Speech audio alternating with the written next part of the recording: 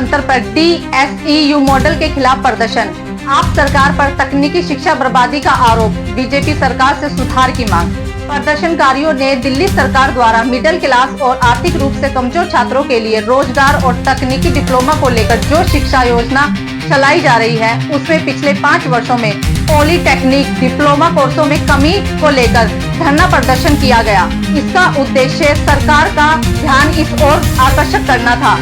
यहाँ आए लोगों, तमाम शिक्षकों से ही इस पूरे मुद्दे को जानने की कोशिश करते हैं कि वो क्यों अपनी पेंशन, नौकरी और अपने छात्रों के भविष्य को लेकर चिंतित है। आज यहाँ पे प्रोटेस्ट लेके आए दिल्ली सरकार का ध्यान दिलाने के लिए, क्या मामला था? सर, दिल्ली सरकार ने, आम आदमी पार्टी की सरकार जब थी तो हमारा जो पॉलिटेक्निक सिस्टम है उसका मर्डर करके और उसे Delhi skill and entrepreneurship university में मर्ज कर दिया। और जब ये मर्ज हुआ तो इन्होंने जो अपना यूनिवर्सिटी का जो एक्ट है उसमें क्लियर कट लिखा है कि कॉर्पोरेट बॉडी है। अब इस कॉर्पोरेट बॉडी में विलय करने के बाद जितना भी स्टाफ था वहाँ का, उसे भी डीम डेपुटेशन पे जबरदस्ती भेजा गया। डीम डेपुटेशन कहते हैं, डीम डेपुटेशन कहते हैं, पर हम एक्सेप्ट नहीं करते। कानूनी रूप से ऐसा कोई लेटर ना तो गजट में पब्लिश हुआ है कि ये डीम डेपुटेशन पे है। अब उसकी वजह से हमारी सैलरी लेट आती है, हमारे मेडिकल बेनिफिट्स नहीं मिलते, हमारे LTC नहीं क्लियर हो रहे, हमारी और बहुत सारे इश्यूज है जिनको हम हैंडल नहीं कर पा रहे और ना ही वो चाहते हैं हमें एंटरटेन करना। तो लिहाजा हम ये समझते हैं कि हमारी जो सर्विस कंडीशन है उनका वायलेशन हुआ है। CCS conduct rule, CCS pension rule और DOPT गाइडलाइंस सबका वायलेशन करते हुए कुछ अफसरों ने ऐसी फाइल बनाई जिसके अंदर सारा झूठ भर के, और LG साहब से भी साइन ले लिए और IAS सेक्रेटरी साहब से भी साइन ले लिए, डायरेक्टर साहब ने साइन करा लिए। बाद में ये डिसीजन कैबिनेट से अप्रूव करा के और मर्ज कर दिया।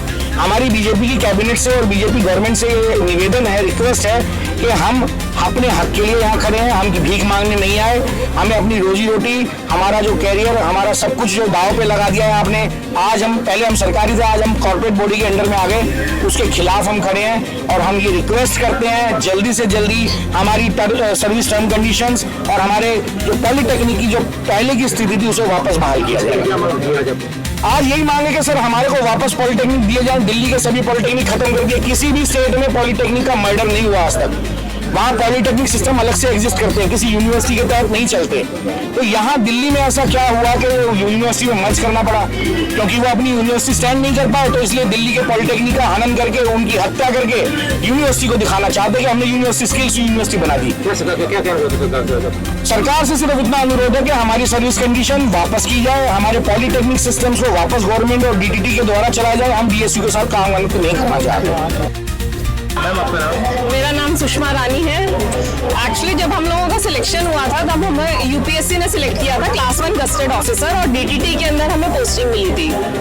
लेकिन अपने आप ही 25-26 साल के बाद कोविड के टाइम हम लोगों को मर्ज कर दिया गया कि यूनिवर्सिटी के साथ, कि अब आपको यूनिवर्सिटी में ट्रांसफर कर दिया गया है। ना कोई रीजन बताया किस पर्पज से क्या।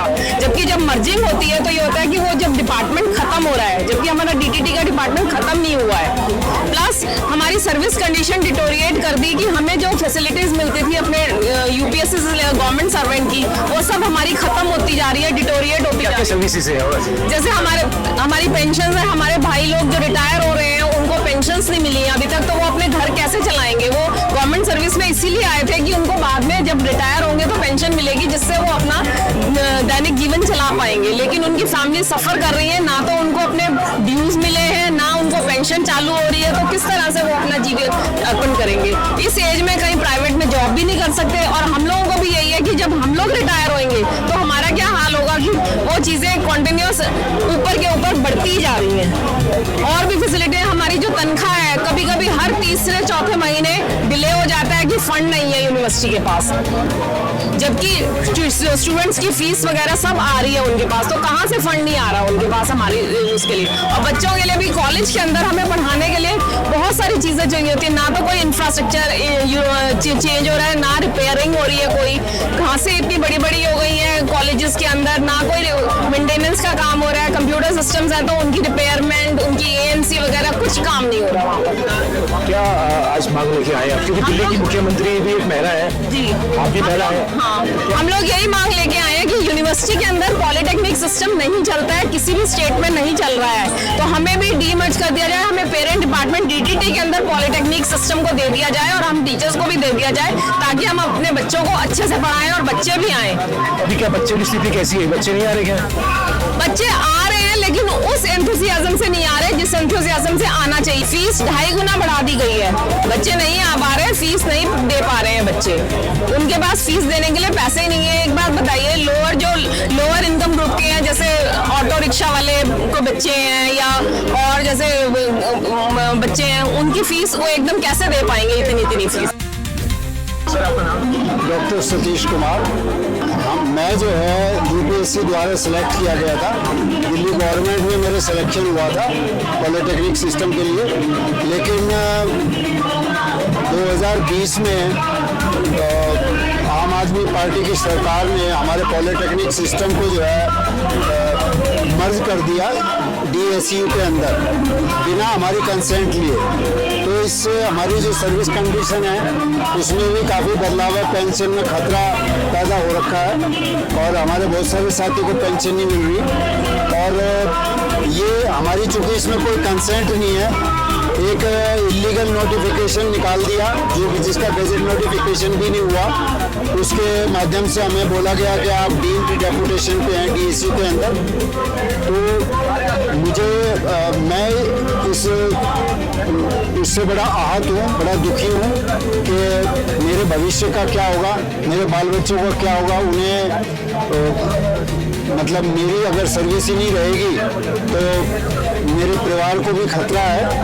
और मैं ये अनुरोध करूँगा जो प्रेजेंट की सरकार है कि मेरी जो सर्विस है उसको बहाल किया जाए, हमारे पॉलिटेक्निक को डीमर्ज किया जाए DSU से, और हमारी जो पहले वाली कंडीशंस थी, सर्विस कंडीशंस जिसके तहत मेरी सिलेक्शन हुई थी यूपीएससी द्वारा, वो बहाल की जाए। सर क्या क्या इफेक्ट पड़ा है आपकी जॉब में? DSU के अंदर ये आया है आपका, तो क्या क्या सर्विस में इफेक्ट पड़ा है? इनफेक्शन DSU जो है कॉर्पोरेट बॉडी है, ये प्योर गवर्नमेंट नहीं है, ये PSU है एक तरीके से। दिल्ली गवर्नमेंट ने रातों रात इसको जो है कॉन्सेप्चुलाइज किया, और कोविड का टाइम था तो इसलिए जो है हम लोगों को इम्प्रेशन ये दिया गया कि टेम्परेरी अरेंजमेंट है तो आप लोग चले जाइए, तो हम लोग चले गए। लेकिन अब ये कह रहे हैं कि साहब आपको जो है मतलब वहीं पे एब्जॉर्व होना है, तो इससे हम लोगों का बड़ा नुकसान हो रहा है। सर क्या क्या नुकसान हो रहा है? जैसे नुकसान सर, जैसे हम लोगों के डेली सर्विस मैटर्स हैं, हमारी छुट्टियों के हैं, हमारे मेडिकल बिल्स हैं, हमारे पोस्ट रिटायरमेंट बेनिफिट्स हैं, वो सारे इफेक्ट हो रहे हैं।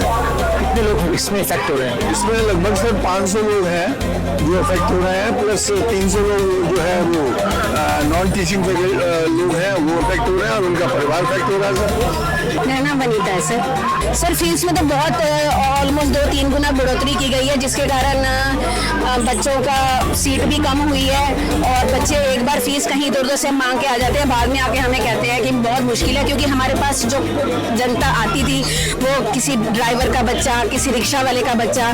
मैं आपको ऐसे उदाहरण दे सकती हूँ जहाँ पे इतने छोटे तबके से आए हुए बच्चे आज अमेरिका, सिंगापुर, चाइना, अलग अलग जगह पे काम कर रहे हैं, पर आज एक बार एडमिशन के नाम पे वो इधर उधर से पैसे मांग तो लाते हैं, लेकिन अगले सेमेस्टर से उनको फीस देना बहुत मुश्किल हो जाता है। मैं हाथ जोड़ के मुख्यमंत्री जी से और हमारे राष्ट्रपति मैडम से यही कहूँगी कि जो अन्याय हमारे साथ, मेरे भाई बहनों के साथ हुआ है, मेरे बच्चों के साथ हुआ है, इससे हमें बाहर निकाला जाए, और हम उसी तरह से खुशी खुशी जाके जैसे अपना काम करते थे और बच्चे आगे बढ़ते थे, सबका विकास होता था, उसी तरह से ये काम आगे और भी बढ़े। मैं बस यही कहना चाहूँगी। नीतू मेहता हूँ। क्या लगता है कि जब आप रिटायर्ड होंगी तो जो आपको फैसिलिटीज मिलती है गवर्नमेंट की ओर से वो नहीं मिल पाएगी, तो कैसे आप इस चीज़ को मैनेज? परेशानी होगी, ऑब्वियसली बहुत परेशानी होगी, ये चीज़ का हम सोचते हैं घर परिवार का, तो इसीलिए बस ये चीज़ का इंतज़ार है। माता की जय।